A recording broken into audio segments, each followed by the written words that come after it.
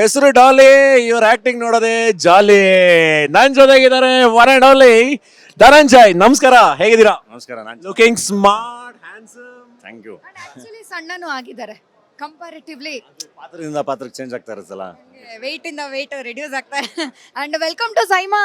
Thank you. SIIMA 2022 ನಮ್ಮ ಬೆಂಗಳೂರಿನಲ್ಲಿ ನಡೀತಾ ಇರೋದೇ ಒಂದು ಹಬ್ಬ. ನೋಡ್ತಾ ಇರ್ಬೋದು ಬೆಂಗಳೂರಿನಲ್ಲಿ ಎಷ್ಟು ಹಬ್ಬದ ವಾತಾವರಣ ಅಂತ.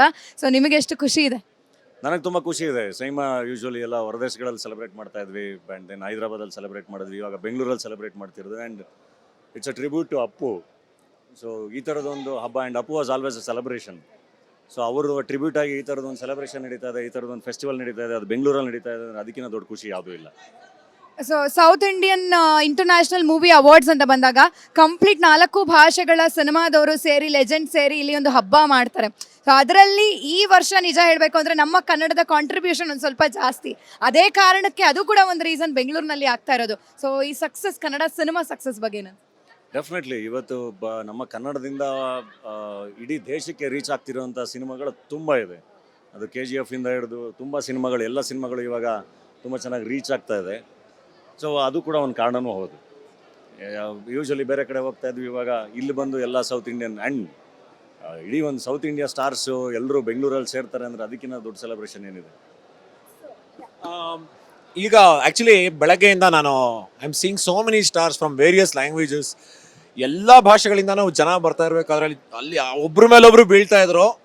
ನಮ್ಮ ಧನು ಅವ್ರು ಬಂದಾಗ ಅದೇ ಥರ ಜನ ಮುಗಿಬಿದ್ದಿದ್ದು ನೋಡಿ ನಂಗೆ ತುಂಬ ಖುಷಿ ಆಯಿತು.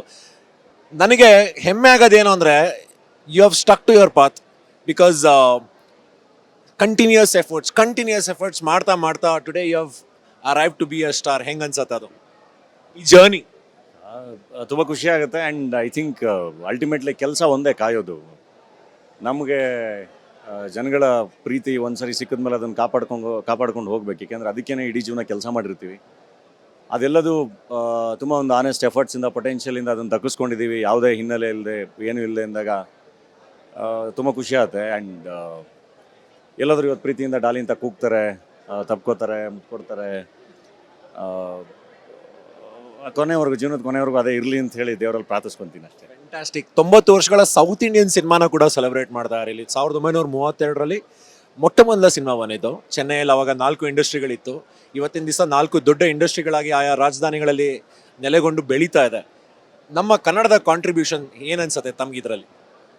ತುಂಬ ದೊಡ್ಡದಿದೆ ಕಾಂಟ್ರಿಬ್ಯೂಷನ್. ಹೇಳ್ತಿರೋದು ಅವತ್ತಿಂದ ಇವತ್ತವರೆಗೂ ಎಲ್ಲ ಇಂಡಸ್ಟ್ರಿಗಳ ಕಾಂಟ್ರಿಬ್ಯೂಷನ್ ತುಂಬ ದೊಡ್ಡದಿದೆ. ಆ್ಯಂಡ್ ಕನ್ನಡದ ಕಾಂಟ್ರಿಬ್ಯೂಷನ್ ಕೂಡ ತುಂಬ ದೊಡ್ಡದಿದೆ. ಫ್ಯಾಂಟಾಸ್ಟಿಕ್. ನೀವು ಡಾಲಿಗಿಂತ ಮುಂಚೆ ನೀವು 4 ಜನನ ಸಾಕ್ತಿರಲ್ಲ ಮನೆಯಲ್ಲಿ, ಆ ಒಂದು ಸಿನಿಮಾಯಿಂದ ಹಿಡಿದು ಹೊಯ್ಸಳವರೆಗೂ ಸಕ್ಸಸ್ ಹಾಗೆ ಇರಲಿ, ನಿಮ್ಮ ನಗುಮುಖ ಹೀಗೆ ಇರಲಿ ಅಂತ ನಾನು ಹಾರೈಸ್ತೀನಿ. So glad to see you here growing and shining. ಇವಾಗ ಅಭಿಮಾನಿಗಳ ಪರವಾಗಿ ಒಂದು ಡೈಲಾಗ್ ನಮಗೋಸ್ಕರ. ಅಲ್ಲ, ಐ ಥಿಂಕ್ ಇಲ್ಲಿ ಹೊಸ ಡೈಲಾಗ್ ಅಲ್ಲ, ಇಲ್ಲಿ ಟಗರುದೇನೆ ಡೈಲಾಗ್, ಡಾಲಿ ಡೈಲಾಗ್ ಹೊಡಿಬೇಕಾಗುತ್ತೆ. ಯಾಕೆಂದರೆ ನಾನು ಇದಕ್ಕೆ ನಾಮಿನೇಟ್ ಆಗಿ ಬಂದಿಲ್ಲ. ಬೆಸ್ಟ್ ಆಕ್ಟರ್ ನಾಮಿನೇಷನ್ ಇದೆ, ಬೆಸ್ಟ್ ನೆಗೆಟಿವ್ ನಾಮಿನೇಷನ್ ಇದೆ, ಬೆಸ್ಟ್ ಸಪೋರ್ಟಿಂಗ್ ಆಕ್ಟರ್ ನಾಮಿನೇಷನ್ ಇದೆ, ಬೆಸ್ಟ್ ಡೆಬ್ಯೂ ಪ್ರೊಡ್ಯೂಸರ್ ನಾಮಿನೇಷನ್ ಇದೆ. ನಾನು ಬರ್ದಿರೋ 2 ಸಾಂಗು ಇಟ್ಟಾಗಿತ್ತು ಬಡವರಾಸ್ಕಲ್ದು. ಬೆಸ್ಟ್ ಲಿರಿಸಿಸ್ಟ್ ನಾಮಿನೇಷನ್ ಒಂದು ಮಿಸ್ ಆಗಿದೆ. ಆಯ್ತಾ? ಸೊ ಇಷ್ಟು ಇದರಲ್ಲಿ ನಾಮಿನೇಟ್ ಆಗಿದ್ದೀನಿ ಅಂದರೆ ಅದು ಜನಗಳು ಕೊಟ್ಟಿರೋ ಶಕ್ತಿ ಅದು. ಆ್ಯಂಡ್ ಒಂದು ನನ್ನ ಸುತ್ತಮುತ್ತ ಇರೋ ನನ್ನ ಗೆಳೆಯರು, ಇದು ಎಲ್ಲರ ಸಪೋರ್ಟು ಎಲ್ಲದು. ಸೊ ಹಂಗಾಗಿ ಇದೆಲ್ಲವೂ ಮತ್ತೆ ನಾವೇ ಸ್ವಂತ ನಿರ್ಮಾಣ ಮಾಡ್ಕೊಂಡ್ಬಂದಿದ್ದು, ಅದು ಜನಗಳು ಕೊಟ್ಟಿದ್ದ ಶಕ್ತಿ. ಸೊ ಐ ಥಿಂಕ್ ಟಗರು ಡೈಲಾಗೆ ಸೂಟ್ ಆಗುತ್ತೆ.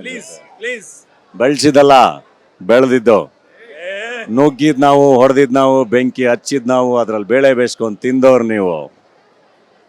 ಅಂಕಲ್ ನಾ ಹೊಡಿತೀನಿ ಸುಬ್ಬೆ. Thank you. Shine on Dhananjay ಅವರೇ. ನನಗೆ ಒಂದು ಪಕ್ಕ ಆಯ್ತು, ಇವತ್ತು ಧನಂಜಯ್ ಅವರು ಹೋಗ್ತಾ ಮೂಟೆನಲ್ಲಿ ಅವಾರ್ಡ್ಗಳು ತಗೊಂಡೋಗ್ತಾರೆ. ಇಲ್ಲ, ಪ್ರೀತಿಯಿಂದ ಏನು ಕೊಟ್ಟರು ತಗೊಂಡೋಗ್ತೀನಿ, ಎಷ್ಟು ಕೊಟ್ಟರು ತಗೊಂಡೋಗ್ತೀನಿ. Thank you so much. Thank you.